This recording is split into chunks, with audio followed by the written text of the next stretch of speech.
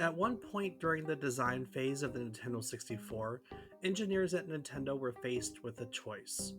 What kind of media to use in our new 64 bit system? Do we use CDs, which was quickly becoming an emerging technology, which could hold a lot of data? Or do we go back to cartridges, the old tried and true method that has been used since the 1970s? Or was there another possibility? Of course, we now know that they chose cartridges for the Nintendo 64, but while researching, they found another storage technology, and this one, they said, would allow them to create new genres of games. That became the 64DD, which released in December of 1999. It was an add on peripheral for the Nintendo 64. We'll talk about all the technology that went into it, what they hope to create, and more on today's trip down memory card lane.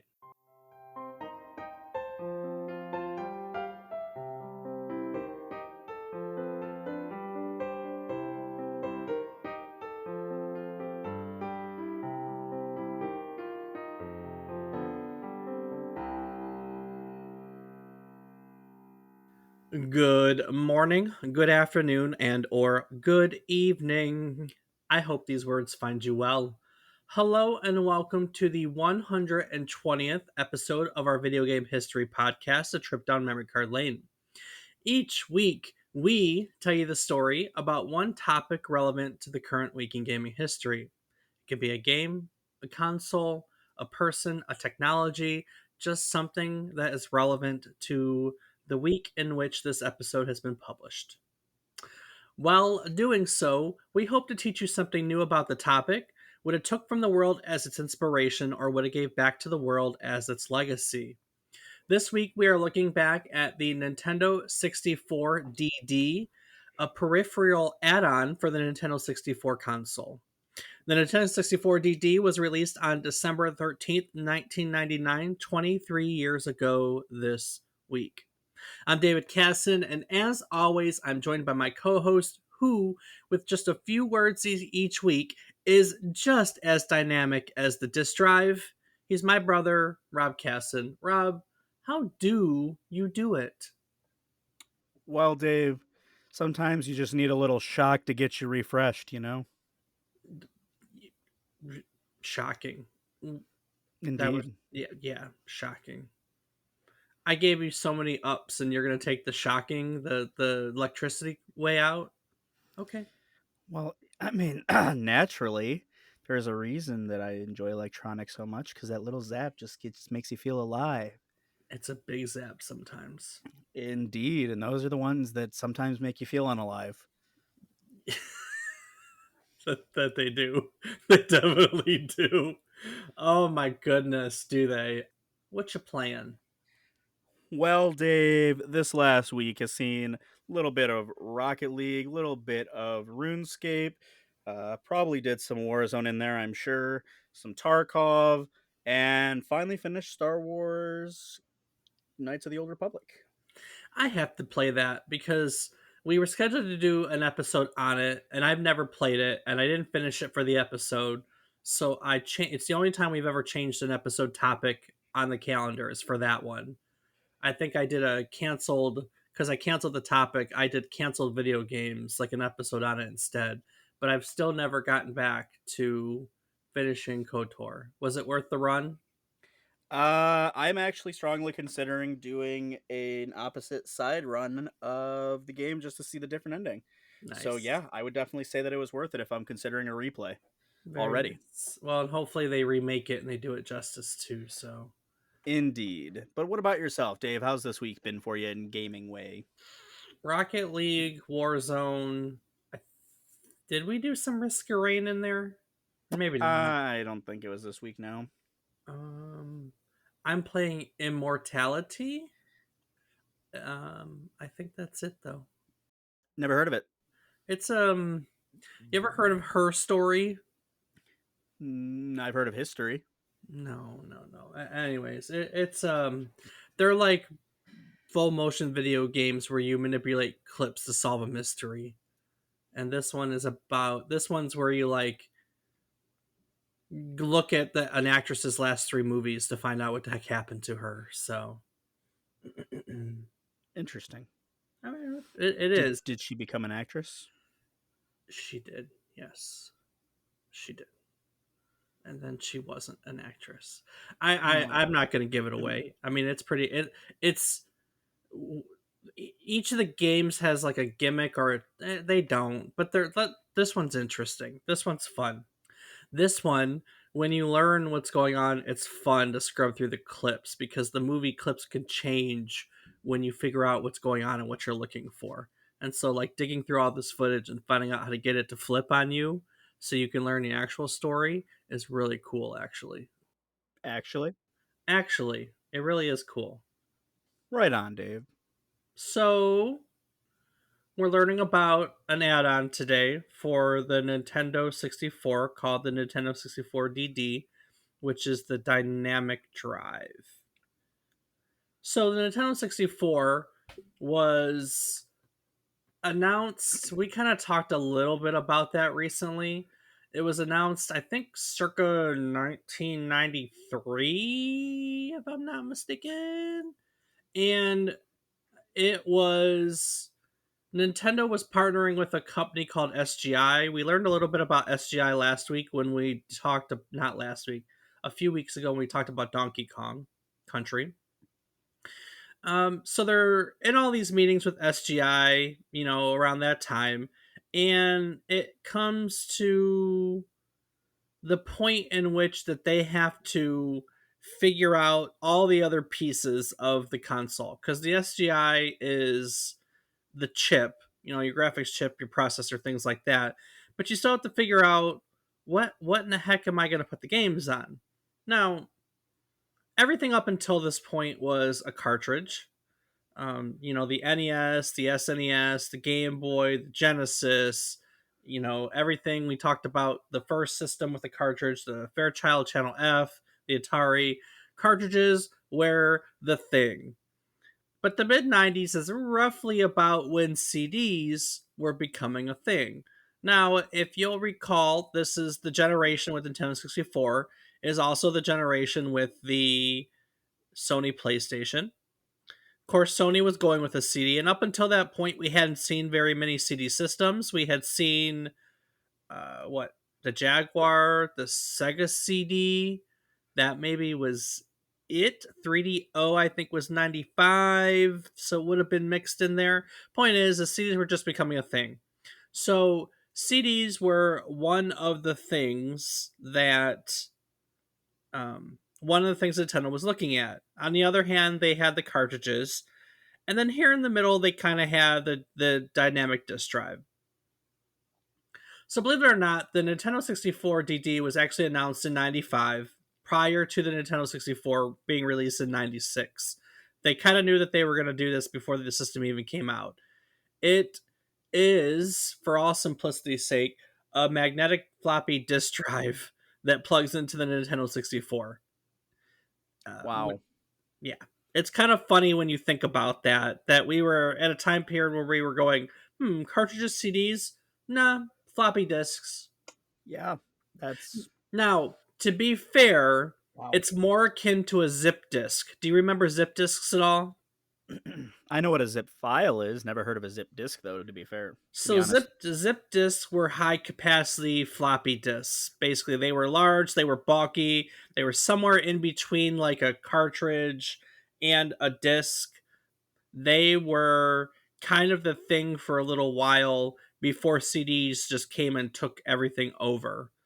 It's more akin to a zip disk than what we think of as a floppy disk, but the both technologies are magnetic floppies. They're just different forms of it, and zips were bigger. Yeah, we had these special drives called zip drives and all this fun stuff. Basically the technology itself compressed the files and put them on a floppy, like a bigger capacity floppy disk. Okay. And then when CDs came out, that was it. I mean, we had it for a year, maybe two. I don't know. I should look that up sometime. But we had all these different technologies. So realistically, when they were looking at the N64, which was called Project Reality at the time, they kind of started to narrow down and look at CDs. In 94, Howard Lincoln, who was the chairman of Nintendo of America at the time, said, Right now, cartridges offer faster access time and more speed of movement and characters than CDs. So, we'll introduce our new hardware with cartridges, but eventually, these problems with CDs will be overcome. When that happens, you'll see Nintendo using CDs as the software storage medium for our 64-bit system. So 94, they had kind of decided, they looked at all these options and kind of decided that cartridges were going to be what it was going to be for the N64, but they were open to using CDs as the medium for this add-on. So going into here, that's kind of what people thought, was that, maybe we were going to finally see a Nintendo CD, which essentially is how the Sony PlayStation got its start, if you'll recall. I know we haven't done the episode on it before, but we talked about it. Sony and Nintendo were going to make the console together, like a SNES system that used CDs. And Nintendo backed out, and Sony said, well, F you then, I'll build my own system, and that's the PlayStation. So Yeah, but let's also think about Nintendo's actual foray into CDs. They kind of made them very tiny. they did. when they So, when they finally got around to using a optical disc based media, which they did first with the GameCube, it was not quite what we think of as a traditional CD. So I will 100% give you that. So people are excited for the Nintendo 64 and this add-on, which they're kind of alluding might be CDs because that's technology they're looking at. And then word gets out that Nintendo is also trying to, like, they're meeting with Netscape, which was an early online company. Now, the founding management of Netscape had come from SGI, where they, that was the company that designed the hardware that was found in the N64. So they already had a relationship. And what was coming out of these meetings was getting people excited because what they were going to use as part of this add on was multiplayer online gaming. In fact, it was coming out that Nintendo was going to consider multiplayer online gaming a priority. So, as a result, a lot of companies, developers, really were considering, they were looking to change up their development for their N64 games. They started planning extensive online features. They started, looking at technology using the bigger media, because the one thing the CDs had was the CDs were bigger than all the cartridges and the disk drives. So everyone started planning, with this little bit of information that came out. But as the design of this add on progressed, none of these concepts actually came into fruition. You know, in as Nintendo was looking for the options between the cartridge and the CD, they stumbled on this middle ground, which became the Nintendo 64 DD. Um, in an interview back then with Nintendo game designer Shigesato Itoi, he explained CD holds a lot of data, DD holds a moderate amount of data and backs the data up, and cartridges hold the least data and process the fastest. So what Nintendo essentially decided was that they wanted to use the middle ground, and they wanted to use a dynamic disk drive as an add-on instead. Wasn't as fast as cartridges, but it held more and it was rewritable. But it didn't hold as much data as a CD. It was all the way in the middle. Everything was absolutely in the middle. And even worse, that internet deal that they planned with Netscape, that never panned out. If there's anything we know about Nintendo, and it's 23 years late. We're 2022, but we're 23 years later, right? I think we can still all say that online multiplayer gaming isn't really a Nintendo priority, right? That's just that's just not what they're known yeah, for. that's Their fair. their games have online multiplayer, but I think for most of them, like, that infrastructure comes from the games and not from Nintendo. Unlike Microsoft, which has the Xbox Live and the Game Pass, and then PlayStation, which has the PlayStation Network, Nintendo maybe now has Nintendo Online, but it came way later than everyone else, and it definitely never really feels like they emphasize that as a selling point like Microsoft and Sony does. Is that fair? Yeah, I can definitely say that's fair. Okay. All right. Um so they get out of the gate with just before the Nintendo 64 comes out, like a year prior, and they say, "Hey, we're working on these cool things. We're thinking about using CDs, so lots of data, and we're thinking about prioritizing online multiplayer gaming." And then Nintendo makes a design, and essentially what they came up with was a magnetic disk drive. Oh, I remember. I was sitting here going, "I know I'm forgetting something." Also, to be fair, the manufacturing cost of the disk drives was the least expensive of the bunch, which, let's be honest, it probably had a lot to do with why they made the decision to. So, uh, Yeah, especially considering they had no idea if it would be successful. It's one of those things like, are people really going to be interested in it? well, let's be fair. Nintendo prints money. That's what they're known for. Uh, Yeah, you even got a point. even when they fail, and we've talked about failures like the Nintendo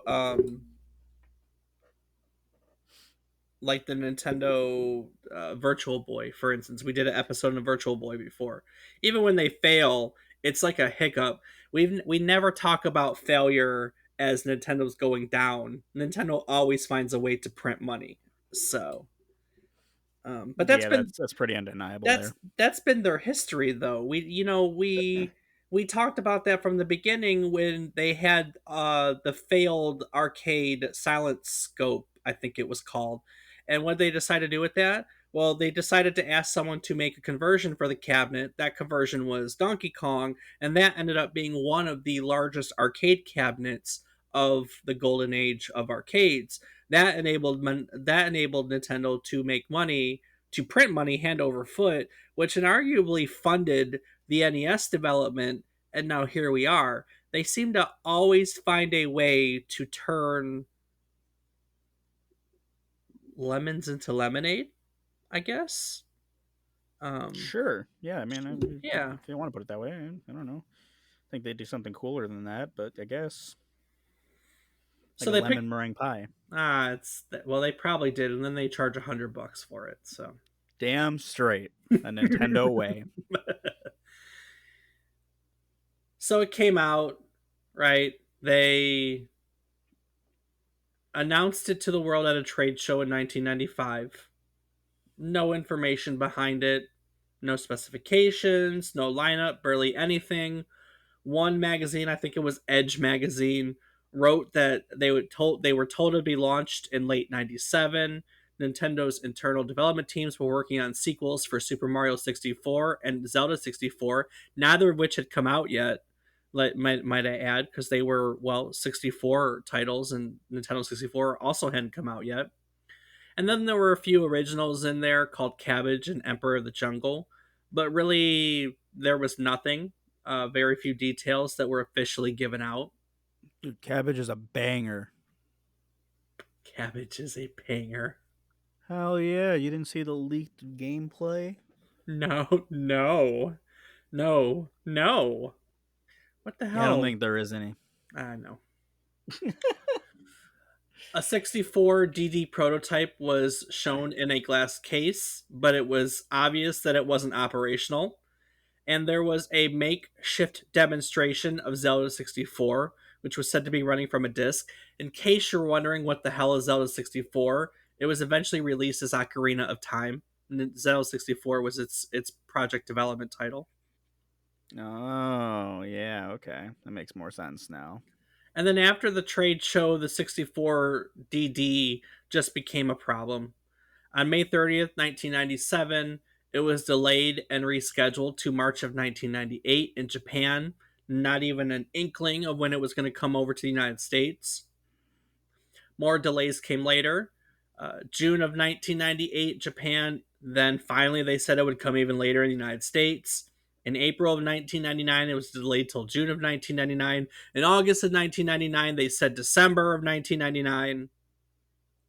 And then it finally came out to the world on December 13th, 1999. And to be honest with you, Rob, it was completely doomed from the start. Why is that, Dave?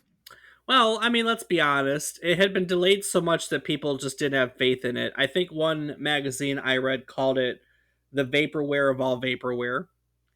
Um, Retailers didn't want to stock it because people didn't want it. Why waste your precious shelf space on a product that you think isn't going to sell? And so right off the bat, it was sold mostly through mail order subscription plan alongside its online service because it did actually come with an online service. And so they sold it as like a bundle with like you could pay like, X amount of dollars a month, and it was your subscription to the online service and your monthly fee for the system, all bundled in one big thing, like a cell phone plan or something. So Oh, there's nothing this terrible with that kind of. I mean, I guess you got to do what you got to do, and they came up with a good strategy, even though it no, still ultimately didn't work. But well, but there are reasons for that. Let's start by saying it didn't sell well. We don't actually know sales numbers, but at one point they did announce how many subscribers there were losing access to the service when they shut it down. And at that time, there were 15,000 subscribers. So we know they sold at least 15,000 units. That's about it. That's all we know. I mean, that's a number. That's a number. 8 months later, in August of 2000, Nintendo announced the GameCube, and that was it. That was it. With that announcement, IGN made an article. They called the 64DD the dead DD, like DEADD. Ha ha ha ha. That's a good In, one. in October 2000, Nintendo announced that they would be discontinuing the 64DD, and in February of 2001, it was discontinued. So, all in all, Nintendo only supported it for 14 months. And it never did make it stateside. It came out in Japan and it flopped so hard that it was obvious there was no point bringing it stateside. It is a Japan only release. I don't know. I think it might have done really well over here. I mean, if they made it cheap enough, Americans love cheap junk. That we do. Ain't no denying that, man. Now, I would like to say there was some merit to the system. Nintendo had really hoped to do some new things with the technology they had put into it. Like I said, I had internet connectivity. That was something not the newest. We actually talked about the Satellaview, which was an add-on for the Super Nintendo with some internet connectivity. But this was another attempt at that. Um, the 64DD also had a real-time clock built in. That's something that is pretty standard in systems now, but it didn't exist before this peripheral. It's the first time that a Nintendo system at least had it. I Oh want to damn. say any system, but at least a Nintendo system. You're most familiar with the GameCube, and that definitely had a real time clock built in. So, and I'll get to that in a moment. And of course, the floppy disks were cheaper than cartridges, so they could be written over. So there was all these cool things they thought that you could do with that. You know, when we compare it to the PlayStation, which as we know, the PlayStation uses CD-ROMs, you had to buy memory cards because when that technology first came out, it it didn't go both. It wasn't like read write CDs. It was read only CDs. And so in order to save your games before they started including hard drives and all these modern systems, we had to buy separate memory cards for the systems. But with the DD, they could write the save and the cartridges. The save files could be rewritten to a chip right on these devices. So there was merit there. You could add things, change things, same things. And that real time clock was going to let him work on some cool features too. Cabbage, the game that Rob has magically seen footage of, was actually a breeding simulator, like a Tamagotchi. So you could raise, feed, and carry around a creature called a cabbage, and it would be able to live and grow and do things when you weren't playing, thanks to that real time clock. That was the original Nintendog, huh? You know what? We'll come back to that. It you you might be right. I'm gonna talk about the games and what they turned into because a lot of the games from this did turn into other things. So, Oh, fancy that. but Cabbage never happened, And let's talk about the internet connectivity and what it did have. Like I said, we talked about the Satellaview before. We did that in episode 87. That was an online service for the Super Nintendo. That partnership with St. Giga fell through. And so Nintendo this time tried to partner with a company called Recruit. And the online service for the Nintendo DD is called RANNet, which is a portmanteau. We learned about that word. It's when you put two words together, like podcast. RANNet is a portmanteau of Recruit and Nintendo. And when people bought it with this mail on service as the RANNet, they called it the RANNet bundle. It came with a dial up modem that you could use to connect to the service. That included the subscription fee, and that was supposed to cover the service, and then there would be a series of games that would be delivered by mail. Now, RANNet had a built in browser. That browser had some neat features. There was an editing tool where you could create custom avatars. There was an information exchange, which were basically online message boards and emailing. There was a community section where you could swap messages with, the theory was game programmers and producers. We call those Steam message boards now. Internet surfing, it had its own custom web browser built in. There was a postcard section where you were able to design and print postcards with some of the other software that we'll talk about in a second. There was a shop where you could buy CDs, books, games, and other peripherals and have them sent to your house. And then there was a like news section which had sports scores, weather, news. But in the end, they only got around to releasing news about horse racing on it. I don't know why. Horse racing. Yeah, I don't know why.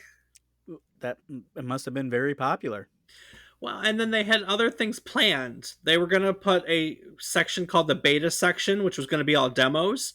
And they actually announced and planned an NES emulator, and they built it, but they never got to release it before the internet service was defunct. And that's probably what they used in the Wii and the Switch as the NES emulator, you know? So Well, damn. now, the Nintendo 64 DD only had 10 discs released for it in that 14 months. There are only 10 games. It's actually 9 games and 1 utility disc that were released in total. That's the entire game library of the Nintendo 64 DD. And I thought that we could, I mean, it's 10 games. Let's look at them. Okay, let's look at them. Almost half of them were from something called the Mario Artist Suite, which we've actually talked about before. Now, the utility disc was part of that. It was a communication kit, or maybe it was the RANNet disc. Anyways, there was a communication kit in Mario Artist that was a disc that allowed people to connect to the internet service, and you could share your creations in this Mario Artist Suite. Now, we've come across the Mario Artist Suite before on a title called Mario Artist Paint Studio because it was a successor to Mario Paint, which we did an episode on previously. You had different brushes and textures and stamps where you could paint, draw, and you could animate things actually. Mm. It had all these Nintendo graphics that you could use to do things with. There was all 151 Pokemon, Rob. Oh, damn. Banjo Kazooie was part of it. Diddy Kong Racing characters. It had all these like stickers that you could play with. And that game, the Art Studio Paint Studio came with the Nintendo 64. Actually had a mouse. Actually had a mouse made for it, and they bundled that game, Paint Studio with the mouse. And that was actually one of only 2 titles that were released on the day of its launch. There were only 2 launch titles with the Nintendo 64 DD. You could also, as a side note, the Nintendo 64 also had a capture cartridge. Basically, it was a peripheral that let you plug your Nintendo 64 into like a video camera and record images or movies onto a videotape too. And then it had mini games. There was a fly swatting game. There was kind of a Pokemon Snap, like an early rudimentary Pokemon Snap deal. It had mini games built into it too. One of the other parts of Mario Artist was called Talent Studio. This is where that capture cartridge that would plug into video cameras. It came with this actually, and that Mario Talent Studio is a animation studio. Basically, it lets the user insert captured images like pictures of your face onto 3D models which had been made with another part of this which would make 3D models, and then you could dress up the models using their assortment of clothes and accessories. Then you could animate the models with sound, music, and special effects. That sounds pretty damn in depth for something from Right? Nintendo Right. 64. I I never would have agree. thought that something like that was a thing. Now, I mean, these are basic polygons, but I mean, if you think about what polygons look like in Mario 64, this is what we're talking. But I mean, still cool, huh? No, absolutely. That's kind of huge. Kind of a shame that that one did never got happened. Well, at least not at the time. Just kind of, sorta did with Mario Maker.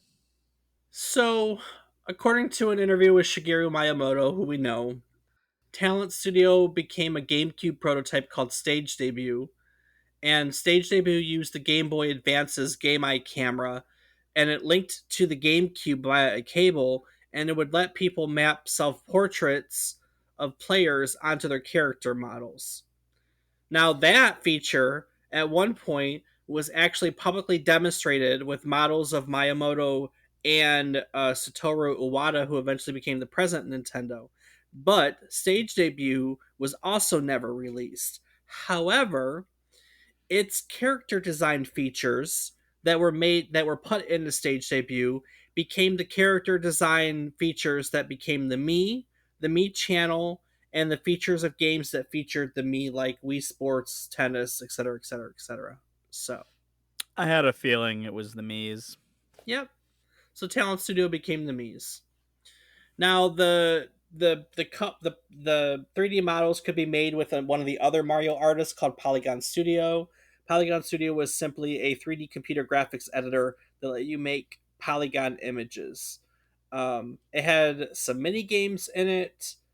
Um, in Polygon Studio, you could create and this is an interview from Goro Abe of Nintendo R&D 1. He said in Polygon Studio, you could create 3D models and animate them in the game, but there was also a side game included inside. In this game, you would have to play short games that came one after another. This is where the idea for WarioWare came from. So there you go. So WarioWare was Polygon Studio. And those discs, the communication kit, the Paint Studio, the Talent Studio, and the Polygon Studio, that made up the entirety of the Artist Suite. They had planned on other tools. We don't know much about them. They were just announcements, but their names, they were going to make a game maker, graphical message maker, a sound maker, and a video jockey maker. So it sounds like they were making all these tools around it to the point where you could make your own games inside this Mario Artist Suite. That's what it sounds like. Man, they were really just trying to recruit the next level of game developers. Maybe. Now, I said on launch day there were two launch games. Let's talk about the other one. The Mario Artist Suite was one of them. The other launch game disc, actually Mario Paint. It was Paints. The others came out earlier. But the other launch game disc was a game called Doshin the Giant. Um, well, that's an interesting name. Well, Doshin is a god simulation game. Oh, Um, so its like gameplay. Sims? No, like Black and White or Populous. Nope. Its gameplay revolves around typical godlike ability and tasks, such as altering the geography, managing natural disasters, or answering prayers from your worshippers. Its designer described it as Populous meets Mario. So basically, you control Doshin, and you have the option of either helping or hindering your people. Doing so causes them to release love or hate, which you absorb as Doshin. If he gets enough of one or the other, he grows in size. If he is happy, he's the love giant, a yellow featureless giant with a happy face and a few strands of hair. He does benevolent actions, who is helpful to his people, and he earns love from them. Um, if he does the bad things, he turns into his evil alter ego Joshin, who's called the Hate Giant. Joshin is a destructive force to the natives. He does bad things and the people show him dislike, which causes him to increase in size. So Doshin was actually a giant hit in Japan. It actually peaked at one point as the number one game in Japan, but not until it was released for GameCube in 2002. Yeah, I didn't even know about it then. I Never heard of it. know. It was actually Japan's ninth best selling game of the entirety of 2002. Rob, the only way you may have stumbled across Doshin, he's one of the trophies in Smash Brothers Melee. So you've probably actually seen him before. Interesting. Yeah, I mean, Joshin does make sense because I know that that's like Wicked Heart or Evil God. Gotcha. Um, but yeah, I'd never heard of Doshin. I wonder if that's actually like a thing.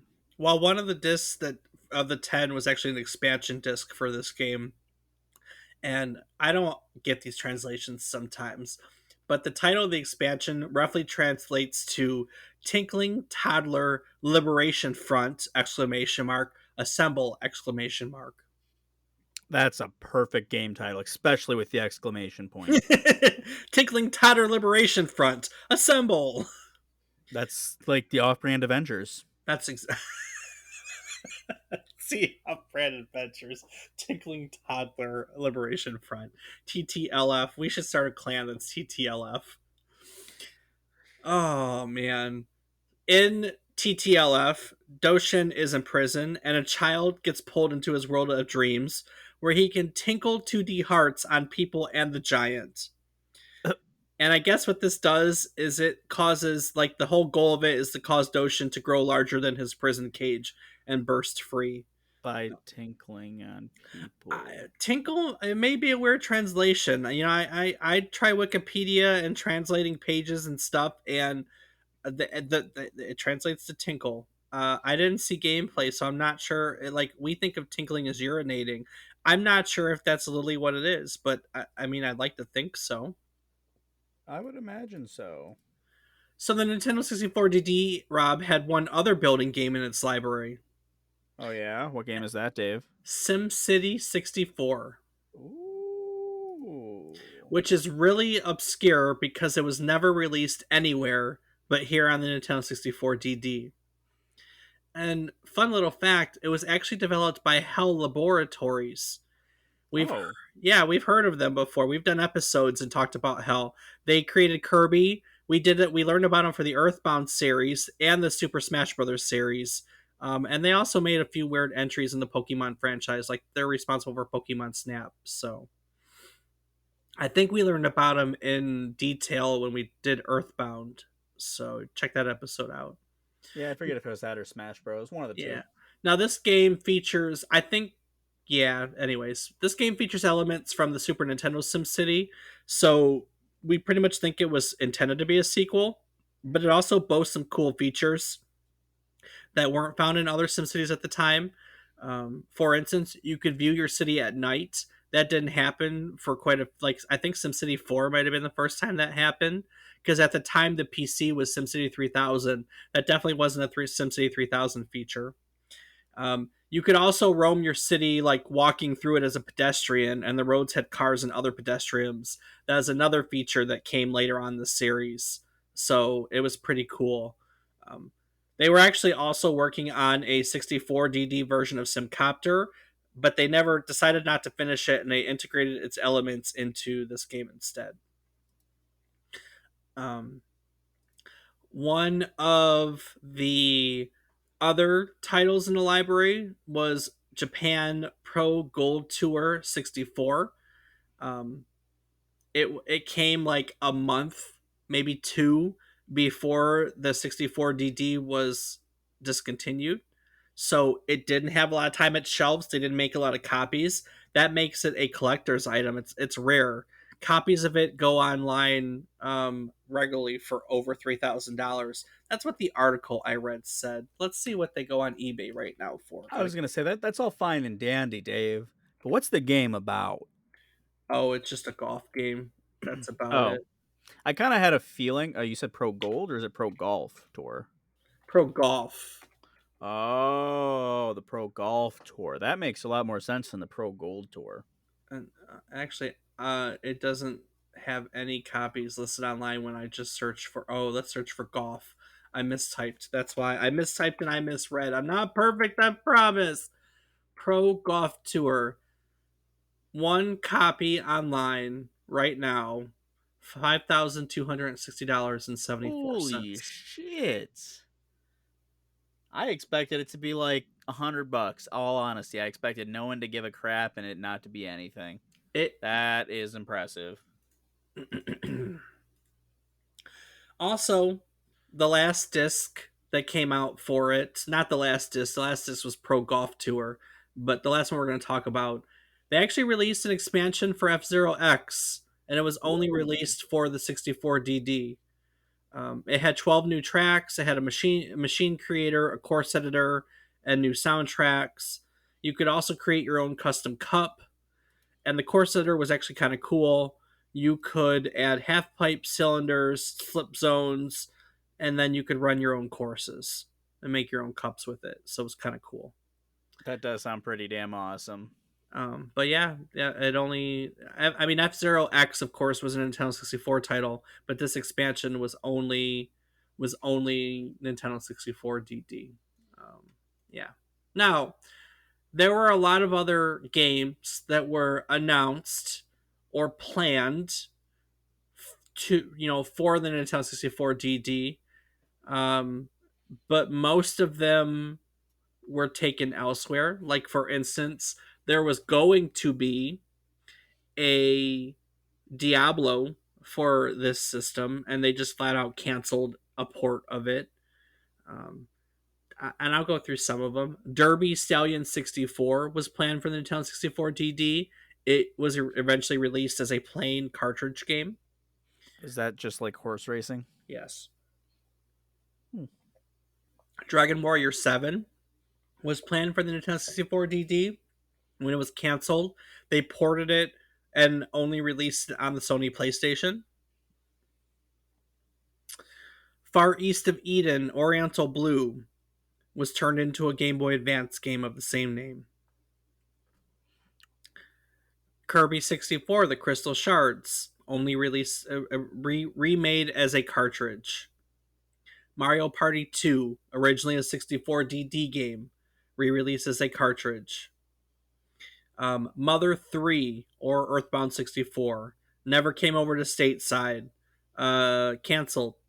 Never came to states. Eventually released as Mother 3 for the Game Boy Advance in Japan a few years later. Mysterious Dungeon, originally a 64 DD game, converted to cartridge in 2000, canceled, then released on Nintendo DS. That's interesting, huh? Yeah, it really is. Wow. Animal Forest. We know that name because we did an episode. Nope. Doesn't ring Yep. a bell. Canceled. Came out as Animal Forest, then repurposed for United States as Animal Crossing. Oh. Pokemon Snap was originally designed for this. Really? Pokemon Stadium was originally designed for this. Resident Evil Zero was supposed to come out on this, and then it was re-released as a GameCube game. Okay. Snatcher, we've talked about Snatcher vaguely. We haven't done an episode on it, but it was one of Kojima's early games. Was supposed to be ported over to this. Street Fighter 3 was supposed to come over to this, and it didn't. Super Mario 64 2, that didn't happen, obviously. That technology eventually, I think, was rolled into the GameCube Sunshine game. That never really happened. Super Mario RPG 2, that became Paper Mario and was released on a cartridge. Well, damn. Ultra Donkey Kong, repurposed as Donkey Kong 64 and put on a cartridge.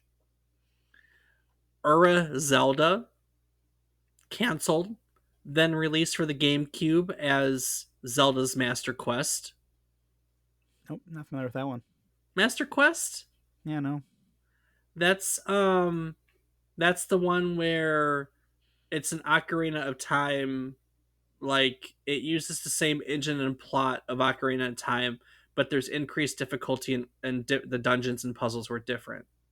Oh, so it was literally okay. I thought you were saying there was a separate game Master Quest, not the Master Quest difficulty in Ocarina of Time. Well, Ura Zelda translates to another Zelda. It was supposed to be another version. Oh. It's supposed to be another version of the game that was made specifically for the 64DD, which they called it a second version of Ocarina with rearranged dungeons, but it was delayed, canceled, and then re-released as Master Quest. So, Okay, which I have seen Master Quest. Now they mention it because I actually still have yet to finish the DS version of Ocarina of Time.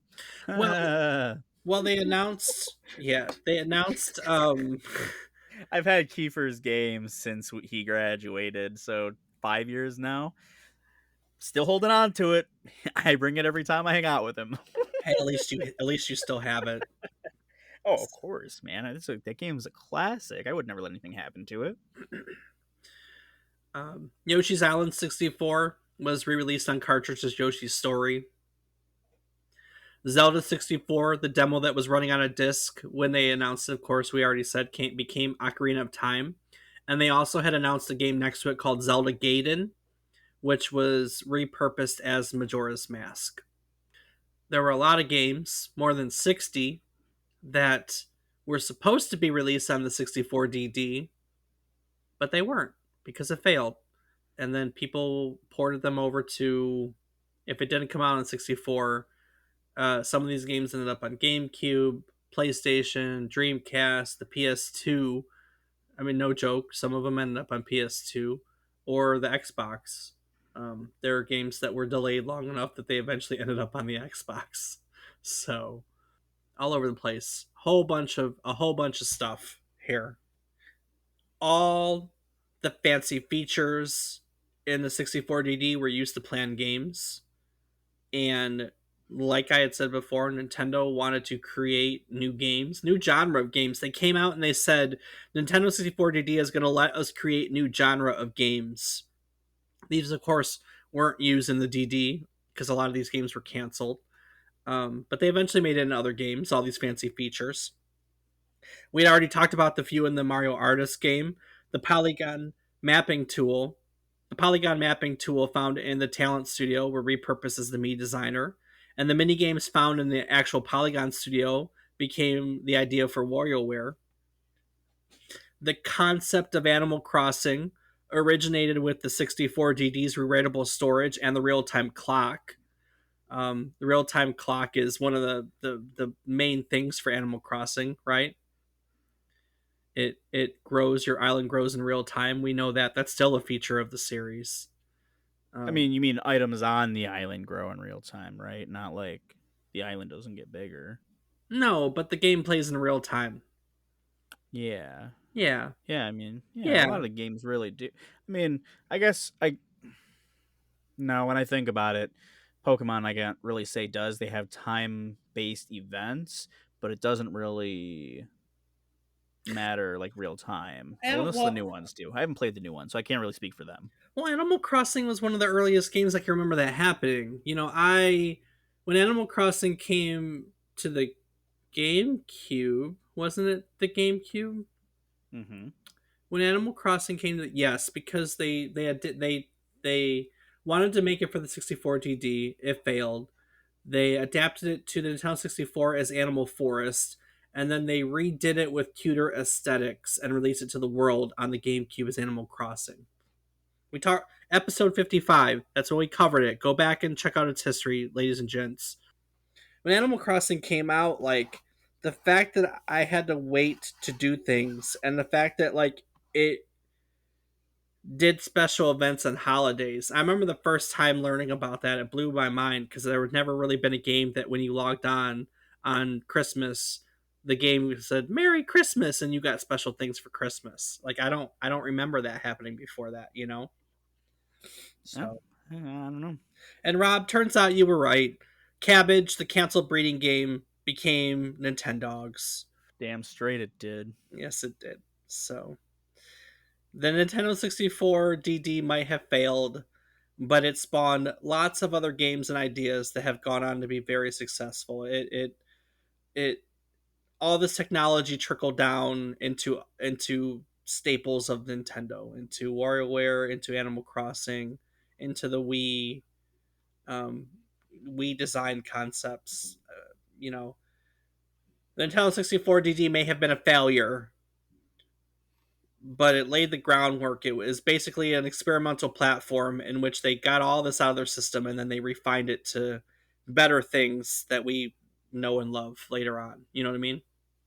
It was a failure that led to more success. It was. Well, and that's frankly that's kind of different about other things we've talked about. Like, what did a Virtual Boy give? You get what I'm saying? Headsets. I mean, what did it give Nintendo though? Nintendo didn't really take anything away from the Virtual Boy, other than They what took not to do. exactly, and you think that's not important? What else? What else have we talked about? Nintendo failed on games like I don't You know who's. you ask the question, you're digging your hole, you're gonna fill it. I'm not. I don't have an answer for you. I don't have that kind of memory. I don't I even know remember what episode we did last week, Dave. Come on. You expect me to remember all of Nintendo's failures? I can only remember the successes, like Soul the Edge. Pokemon Jets. We did Soul Edge last week. Well, thank you. Okay. I was Yeah, I know. just saying Nintendo does well because they have jets that are freaking Pokemon. So I mean, come on. Still one of my favorite things from that episode. Still one of my favorite things overall. Like, goddamn. Just Pokemon imagine just Jets. flying in the air, and next thing you know, there's a fucking Pikachu staring at you. The fact that that's actually a thing is so great. Oh, god damn. Oh man, yeah. Like I said, I think that this was a failure that was a little different than the others because like the Virtual Boy is their other big console failure, and it didn't really give them anything. It's not like they use that technology elsewhere. Hell, their early remember their super early failure was those they bought all those bowling alleys and they converted them into like shooting galleries. And at least from that, they pulled like the light gun technology that became the NES Zapper, for instance, but the Virtual Boy didn't really give them anything. And here we have, uh, you know, the groundwork for hell. Animal Crossing alone would be successful. That's one of the biggest freaking franchises out there. Um, Yeah, I guess. okay, I mean, it's I pretty big. it's big. How big is it? How big? How big? I don't know. List of best-selling video games. List of best is Animal Crossing on the list of best-selling video games? What do you think? How many is on the list? It goes down to like 50. The 50 best. 50? Okay, I think with 50, it absolutely will be, but 14th. specifically the newest. 14th. It's the 14th best-selling game of all time. The newest one? Or the Yes. in a series Nope. overall? Nope. The newest one. Okay, and yeah, I mean, the timing of that release on that could not have been any more perfect, so of course it was gonna do well. It sold a little over 40 million copies. I mean, most people were stuck home. What else were you to do? I mean, Is that shit, it's a game copies? even I played. Is that copies or sales? It might be dollar amounts, $40 million. I don't Mm, know. It just says I couldn't tell you. sales. Well, sales is a very large thing, Oh no, so I don't this know. is copies. Oh, This is copies. Minecraft is the biggest selling game of all time at 238 million copies. Jesus. Right? And I've still never bought it or played it. Yeah, I'm right there with you. And Animal Crossing New Horizons is actually the newest game in the top 50. There hasn't been anything that's sold better since then. So, And when was that out? 2020, 2020? March of 2020, right in the middle of lockdown. Well, damn, 2 years and it hasn't been toppled yet. That's quite a feat. Well, Dave, is there anything else fun about the 64 DD? No, not really. That'll be it. It just it belongs in the history for a lot of these other franchises like Animal Crossing. Like I said, we covered that back in episode 55. If you want to go check that out, you can do so by going to our website at www.memorycardland.com. Also on our website, Rob, what else is on our website? I'm drawing a blank right now. calendar of upcoming episodes. That's true. Yeah. What else? There's some bios of you and I. Yeah, true. There's some links to some stuff in there, Yeah, like like our. social media. That's right. What I think Mm. David is wrong on various platforms. Where can people find you these days? Well, I think we might have to ask yours again because if you're wrong, then how could that be correct? So, I mean, we just create a logical fallacy here that we've never actually talked about before, which is kind of crazy. Yeah, they'll just have to figure that one out. Yeah, well, anyway, I can easily be found on twitch.tv/FATBOIRIPZ. Awesome. Well, ladies and gents, each week we like to teach you something about a topic relevant to the current week in gaming history. Be a game, console, just needs to be something relevant to the week that this episode's published. We hope to teach you something new about it, something about the inspiration that took from the world, or something about the legacy that it gave back to the world.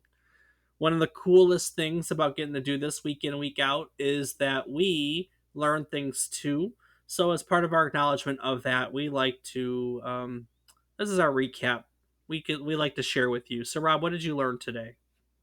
Well, Dave, I learned that although I've heard of the 64DD because we've mentioned in passing, I didn't really understand that it was a magnetic attachment, which is kind of cool. And Well, also that it was floppy. it's not a magnetic attachment. The disk drive's magnetic. Oh, I thought you were saying this boy just slapped on there with some magnets. No, it basically there was an expansion Oh, I port. feel dumb now. That's okay. I should have clarified. It had an expansion port on the bottom of the Nintendo 64, so the disk drive went on the bottom, and then the Nintendo 64 like plugged down on top of it, so they stacked on top of one another. Oh, so very similar to how they did the GBA adapter for the GameCube. Pretty much exactly like that. It actually is Gotcha. exactly like that. Fair So enough. Well, still, I think it's pretty cool to know that it's floppy disk. I mean, that's not really a common media form that you think of when you think games, unless you're thinking computer. true. I never would have guessed at all that there were floppy disks that were games outside of computing, like a console that used floppy disks. That's just crazy. It was either cartridges or disks. That's all I've ever known for That games, like consoles that could be swapped. yeah, I think they're not. I mean, they're floppy disks. They're and to be fair, floppy disk was a magnetic storage medium. That's why that term is used. Literally, it magnetizes a spot for a one and demagnetizes it for a zero, and that's how floppy disk stored data. Just to be clear, so Yeah, no, I mean, I get how it works, but it they look like video game cartridges more than they look like floppy drives. Just the way they cased them. Just I mean, as a side note, but it is pretty cool. So definitely cool. But it's also very cool to know that even though this was a failed product, so many things that have become huge successes did come from it. yep. It's kind of cool to know that, even out of a pile of poop, they could make something beautiful. Yeah, and that's probably my biggest takeaway. I had never heard of cabbage, had no clue it turned into Nintendogs. Didn't know that the artist studio became WarioWare and the me designer. I kind of do remember the background of Animal Forest, Animal Crossing, because we did it. I knew that this is where it came from, but to have it all like in its entirety put in front of you and say, "Hey, the Nintendo 64 was a failure, but from the ashes rises the phoenix, and here's what we've done." That was kind of cool to put it all together. So that was my favorite part of today. So yeah, and that's it. That's the Nintendo 64 DD. That's Nintendo's Dynamic Drive. Fun, huh? That is actually very fun, yes. I would not have known there was something so cool.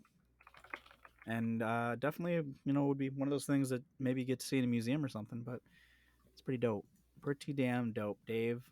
And obviously, with something like this not being very popular around, some of you might be wondering, well, Rob, why didn't you do your reviews? Well, that's because there's not a lot of reviews, or even if there were, there are not a lot of translated reviews, and my Japanese is god awful. Yeah. Also, I talked too much. I had a lot of stuff on this one, so I mean, we all know you like to talk a lot, though, Dave. That is kind of your theme. it is very much. I like to talk a lot. I talk a lot. Well, Rob, we did it. Before I take it out of here, is there anything you'd like to add to today? Well, Dave, as always, I do want to take a quick moment to say thank you to all of our listeners. It means the world to us, and we hope that we bring a small spark of joy to you for some 40 to 50 to sometimes 60 minutes a day, a week. A week. A week. Yeah, that. So hopefully you enjoy it. And if you do, let us know or not, and hope you keep listening. Scooby Doo.